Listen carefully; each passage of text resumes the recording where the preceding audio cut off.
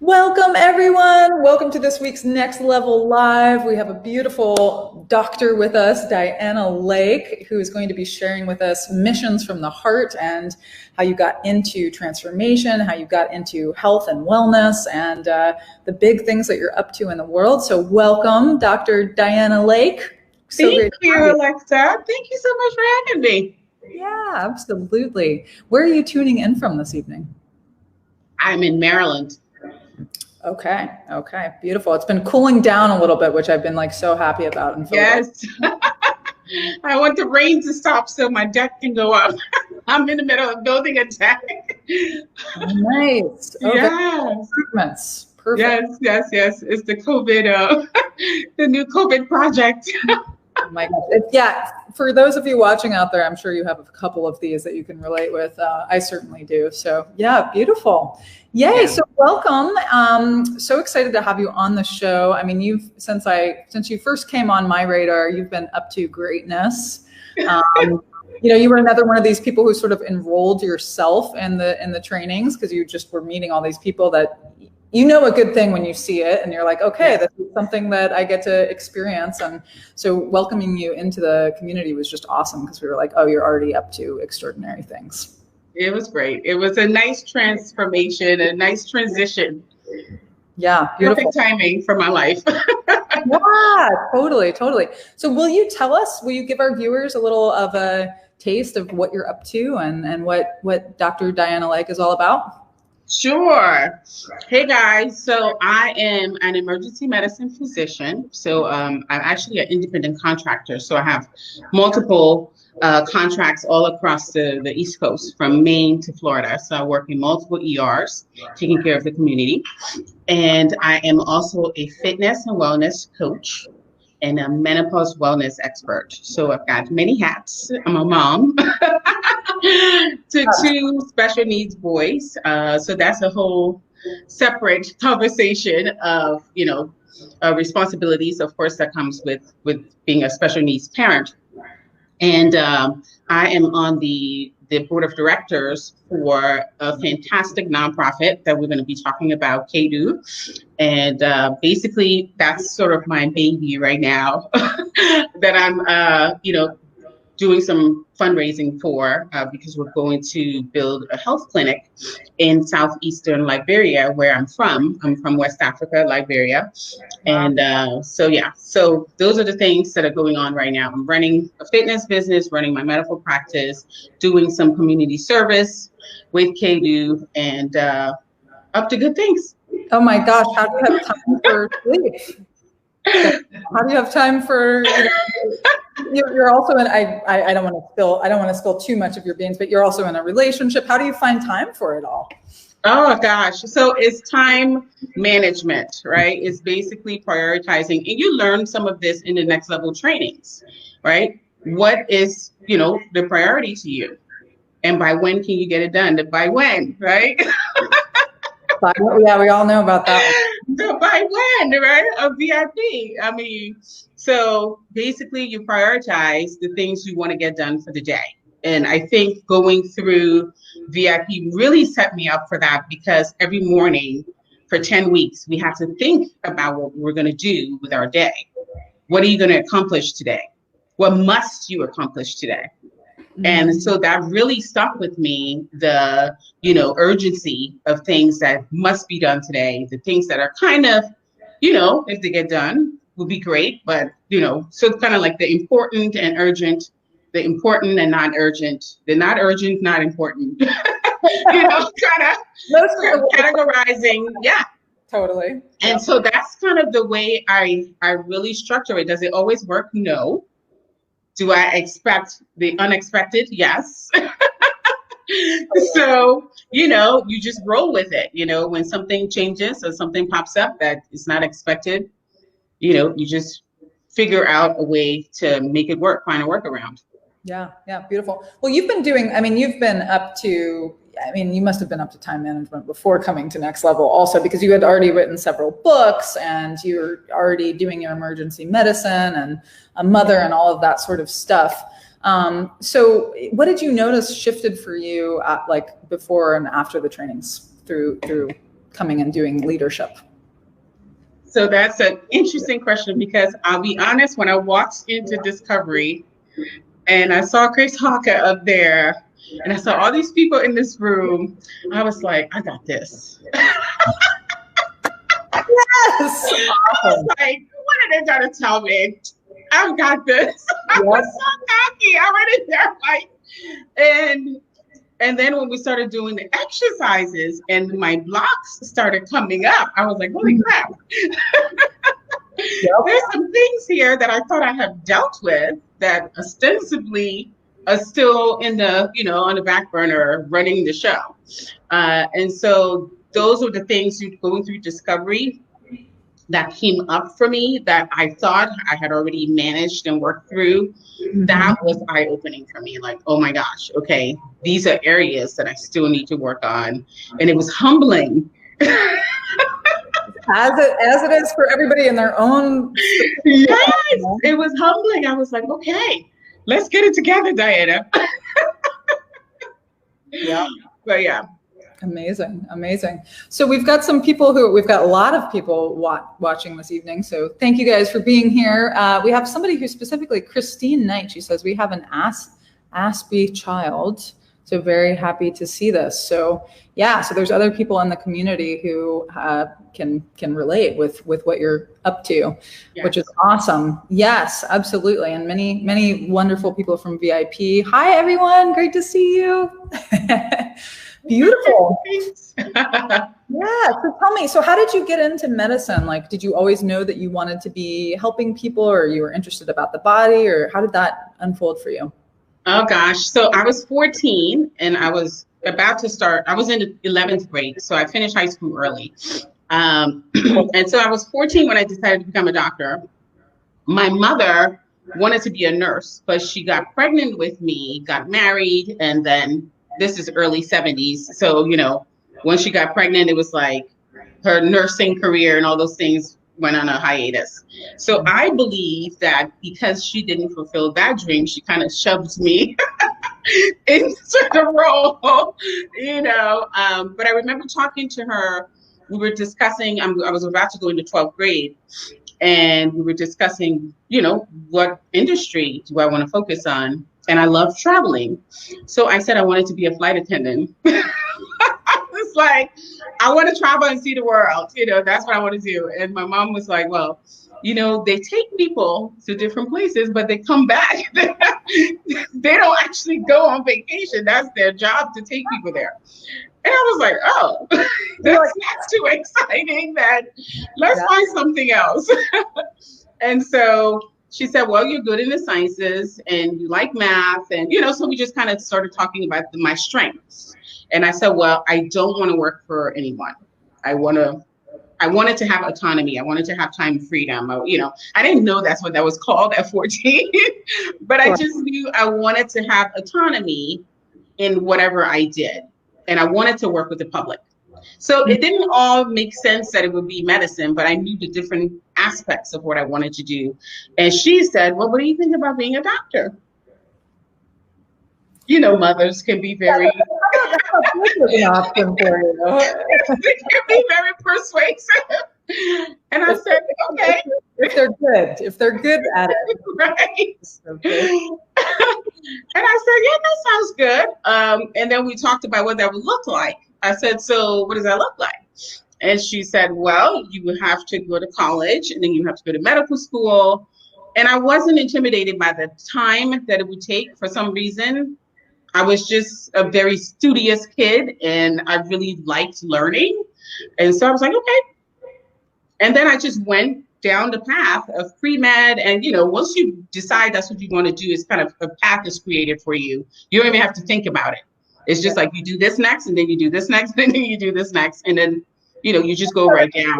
7 years later, you're like, okay, I'm starting at Actually, 12 years later.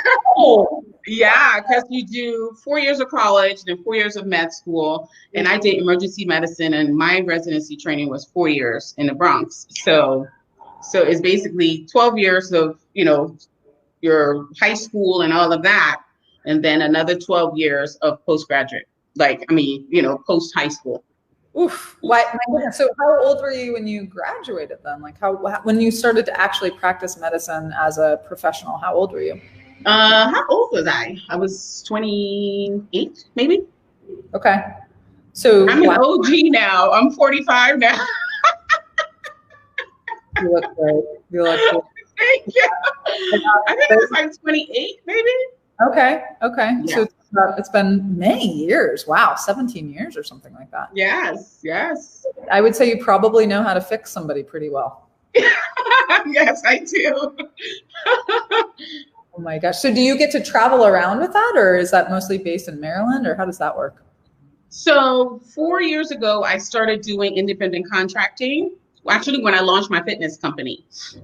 So when I launched the fitness company, I really wanted to have more flexibility in my schedule and have a little bit more control. So I started doing independent contracting where I would contract with the hospital, sometimes through an agency, through a referral agency.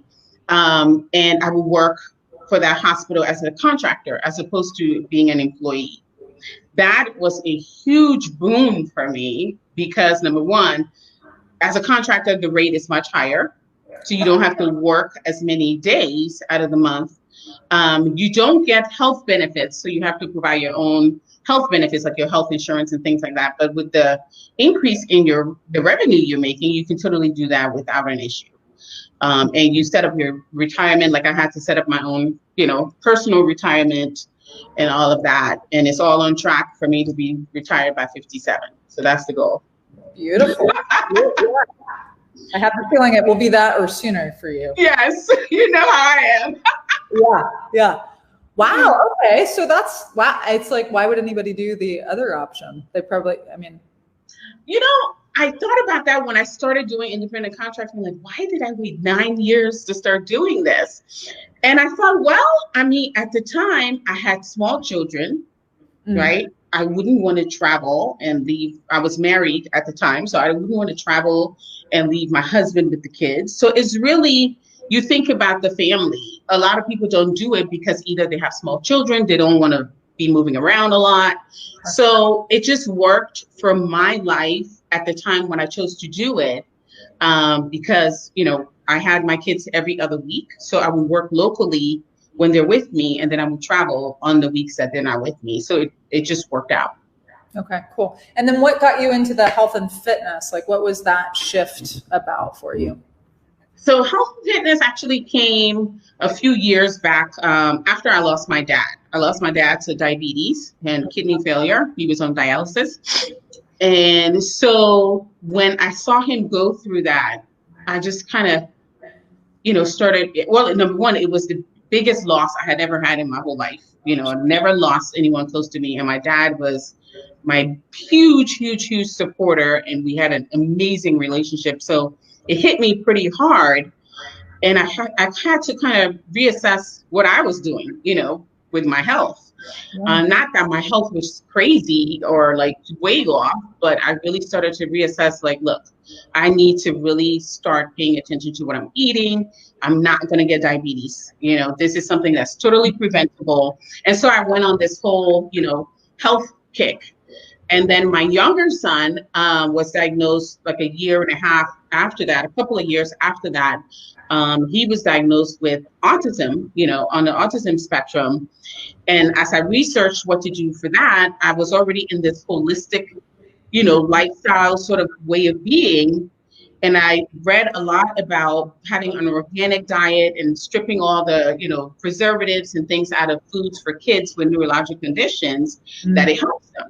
Mm-hmm. So, doing that for him, I just went, holistic, organic, like all the way. And that's how I really started with the nutrition piece. And then 2016, I did a bodybuilding competition. Awesome. And the fitness bug hit me. It's at like 41, you did the fitness. Yes. You went all in on the professional fitness end of things. I loved it. Oh my gosh. It was such a boost, to my body confidence. And I had actually gone through a divorce like a couple of years before that. So it was just an amazing, amazing boost of confidence. And I felt like you could not tell me anything. I came out of that competition like, what? I am hot. Thank you so much. Awesome. I love it. And then once I saw what it did for me, I was like, oh my gosh, like there's just so many women who can benefit from this experience. And so I decided to go into fitness coaching. Okay, cool. So do you have a couple tips that you could give our viewers around like health and fitness? Absolutely. Yeah. Okay. So the first one I would say is consistency, right? Mm-hmm. So when you're doing any kind of a fitness journey, whether it's weight loss, whether it's toning and sculpting, not everyone wants to lose weight, right? Some people just want to get stronger and leaner. So anything that you're doing around fitness, you want to be consistent. Okay. If you're doing it kind of up and down, you're one day you're doing it and then 3 weeks go by before you come back and do it again, you're not going to see the results you want. So you need consistency. You need to be doing exercises that are moderate intensity, at least 30 minutes, 5 days a week. And of course, nutrition is a big piece. That's why don't you see me working out? I'm like a crazy person. I'm like 30 minutes, right? A week? Oh, that's the recommendation for physical activity is at least 30 minutes of moderately intense physical activity 5 days a week. Okay. That's what's recommended to just keep active and get your cardiovascular health and all of that going. And then nutrition is a big one. Okay, you can do all the workouts in the world. If your nutrition is not on point, you're shooting yourself in the foot. So your nutrition needs to be, I like the 80-20 rule, like 80% of the time, really be on, whatever it is you're going to do, whether it's paleo, whether it's a clean diet or, whatever diet you're going to choose, whether you're going to do intermittent fasting, there's all these different fads and things going on now that people are following. But the point is, whatever it is that you're doing, you want to be consistent with it at least 80% of the time. So that when you have little deviations, it won't change your outcome that much because, you're staying on 80% of the time. And you want to have lots of veggies. Okay. 50% of your plate needs to be vegetables, 50%. Okay. All right. And then your protein should be about 30% and your carbs is about 20%. Cool. Awesome. I love this. And yeah, if they want to know more, they can, somebody awesomely or just generously put your Dr. Di Fit for Life. If you want to connect directly with yes, do that there. And then you're probably on social media, all that good stuff. What are your handles on Instagram and Facebook? So all of the social media, Instagram, Facebook, Twitter is Dr. Di Fit Life. So it's DRDIFITLIFE. And that's the website as well, drdifitlife.com. Nice. Very cool. Yay. Awesome. So let's talk about this amazing mission that you have been standing for and your connection to it. How did you get involved with Kedo? And, what is it and what's the mission right now? Okay. So I got involved with Kedo. Actually, Rose Sarner, the director of Kedo, is my aunt. We're obviously both Liberian, and she went to Liberia back in 2009, back where she grew up, and realized that this village really had, severe health conditions going on. The biggest one being, maternal death during delivery. So women were having children and dying from complications of childbirth. I mean, the number is significantly higher than the national average. Well, not national average, but just globally. And also a lot of the kids are dying before they reach the age of 5. So sorry, just to ask a question. Is that normal? I mean, this is higher in this specific village than it is in Africa, or just higher than like the global? It's higher global. It's higher even in parts of the country. Wow. So because this village is remote, they don't have some of the direct access to care, right? So the closest health facility is about 2 hours away. Okay. And so the same thing with education. So Kedo actually built a school in the village back in 2014. The school actually was finished, and the government now has been running it. Rose was able to get, funding to get the school actually operating. The only problem is the school goes up to 5th grade. So it's an elementary school, and it's the only school there. So after the kids get to 5th grade, they have to go away to further their education if the family can even afford that, right? So some of these kids, I mean, if you go on the Kedo website, somebody will put one of the people on our team will put the link for the Kedo website in the chat. If you go on the Kedo website, you'll see some of these kids, they barely have shoes to wear, Clean water is another issue in the village that we're working on as well, making sure that there's clean water. So the biggest issue right now is that there is no health care there. So we're looking to create a health clinic, which is going to have a maternity ward to deal specifically with the maternal, death issue that's going on there.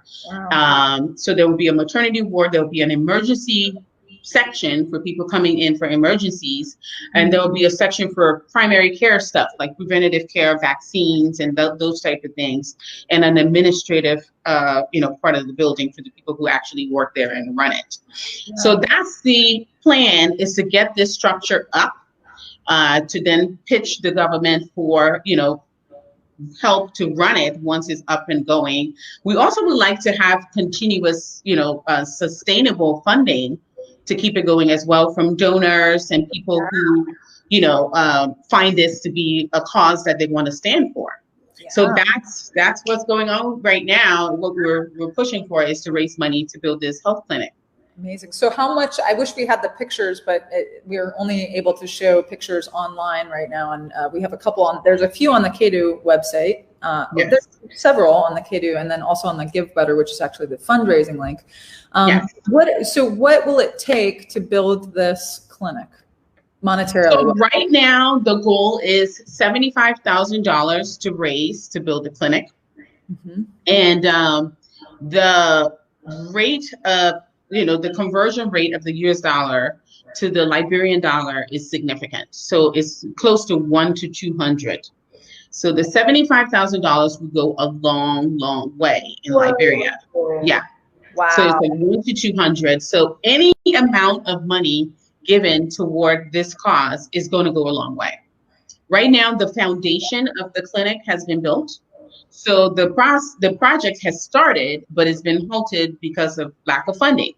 And that's why, when Rose brought me in to be part of the medical board, we decided we need to, get some outside sources to help us fund this, so we can be able to get this building erect and, get supplies in there, get people to help us make it happen. So these villagers will have healthcare. If we don't do it, it's not going to happen. Yeah. Okay. So super important. And like, as you said, children are like, what's the mortality rate there? Like, how many of the kids are dying? 1 out of 8. Oh. 1 out of 8 are dying before age 5. That's a big deal. Yeah. And about how many people are living there? I don't have the actual number of the population. It's on the Kedo site. So the link should be in here. If you click on the Kedo site, you'll see, details about the village. It's a smaller group of people, right? It's not like 50,000 people. It's like a few thousand or something. It may be smaller than 50,000. I don't know the exact number, but I'm sure the data that's on the website will give you a little bit more information about the demographics. But it sounds like, I mean, geez, if there's even 50,000 people or 20,000 people in a area, and there's no healthcare there, and there's no clean water, and children are dying 1 out of 8, like that's a problem. That's a really large problem. Yes, it's a major problem. And I mean, in general, Liberia, the country as a whole, is ranked number 8 in the poorest of countries in the world. Wow. So Liberia is number 8, the 8th poorest country in the world. I think Burundi is like the number 1, the poorest. But it's basically, when you look at, you know, the gross national product, and you look at, you know, the income per family, you know, is very low. So a lot of these people will be very grateful for anything that they can get. I mean, they're probably of salaries of like what, a couple $100s a year. I mean, is it that much of a discrepancy? Yeah. So if somebody was to donate $100, that could potentially be somebody's whole living. It goes a long way. Absolutely. It goes a long way. Hear that out there? $100. Like, how easy is it to part with $100? Like, I'm going to donate, and like, yeah, I mean, I'm very clear that if my money can go that far, like, yes, like even $25 is supportive, but give what you can give, because my experience is that when we give, it always comes back to us. Absolutely. Yeah. And they are very grateful. I really encourage people to go to the Kedo site and see the pictures and see what the building's going to look like, and see, you know, the people they will be helping. There are pictures of the kids. There are pictures of Rose when she was last there, you know, teaching the kids in the school that was built. The school is, you know, a standing structure that's helping the community, but they're missing a major part of just normal livelihood that we take for granted here. You know what I mean? I think I can show that. I don't know if I can show it or not, but I'm trying to do the keep talking, and I'm going to see if I can pull up the Kedo sure website here. Yeah, but I mean, normal basic necessities that we take for granted in the developed world, most of these people don't have, right? So, you know, running water, shoes to wear, you know, clean clothes, education, healthcare. These are all things we have, and we just assume that, you know, it's a right for us, right? But it's not. Let's see. Okay, so I don't know. Whoa, that is a very interesting, interesting effect right there. That's not what it should be looking like. So I don't know if we're gonna actually stick with that. But yeah, check out the Kedo site, and really, more importantly, check out the Give Butter site, because Give Butter is what we're using for donations. And if anyone watching wants to become a team member and create their own donation page, let us know. You can type something in the chat, like team member or something like that. You know, let us know that you want to be a team member, and you would be able to create your own Give Butter page where people who know you, your followers, your friends, your family, can go on and donate based on what you've set up. Yes. So I'm showing in the, I don't know if you're able to see this, Diana, but there's a link that shows what it would look like if you're a team member. Yes. Got Blama Sarner there, who has joined the team, which is awesome. And I'm inspired because, you know, I mean, there are so many causes out there, but to have somebody who, like, you're from Liberia, you have a direct connection, like, you're looking over it. Will you be over there working at all with them once things are erected? Yeah, absolutely. So the goal is I'm going next year, assuming that coronavirus, you know, will this whole situation with the pandemic will resolve, you know, at some point. But the plan is to go there next year, you know, and hopefully at that point, you know, the building will be up and built. And we can get to, you know, see the people that we've been working so diligently to support. There's another, you know, another project in Liberia that I'm working with where I'm going to be doing virtual, you know, medical teaching to some medical students in Liberia between now and the next 24 months. Awesome. So I'm going to be doing, and actually I will post it on my page, so anyone can really help with that. If you have any medical background and you want to just do virtual teaching, to people in Liberia, you can. So I'll share that information as well. That is super cool. Yeah, if you'll put that in the comments underneath the interview, that would be lovely. Yeah. And I bet anyone can volunteer for that. Perfect. Yes. And so I'm going to go out on a limb here and say that if somebody was to donate generously, perhaps they might be able to link up and go over there and. Yes. Shoot, we might name a ward after you. No, wait. What did you just say? Because it was just. No, I said we might name a ward after them. You know, the maternity ward. Yeah.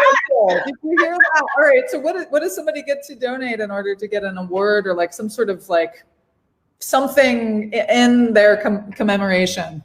Oh my gosh, 10,000 would be great. 10,000. Okay. So like I said, there's a maternity ward. There's an emergency section, so we can name a whole section of the complex after an organization or a generous donor or something like that. Somebody who wants to be a giver and knowing also that your money giving $10,000 is going to be like giving like $100 million. Yes. When you convert that, absolutely. Whoa. Okay, cool. It's a no-brainer. We're all millionaires, right? So yeah. Beautiful. All right. Well, Dr. Dianah, thank you so much for being here this evening. Thank you for being a stand for just heart and like being a light and a beacon in the world, and just showing the way for many people to see what's possible for them. Absolutely. Yeah. I've been blessed. So I feel the only thing I can do is be generous. So good. Yay. Well, thank you so much. And thank you everybody watching, and donate 25 dollars. Yay. All right. Give butter. Go to give butter. Give butter. Do it. All right. All right, guys. Good night.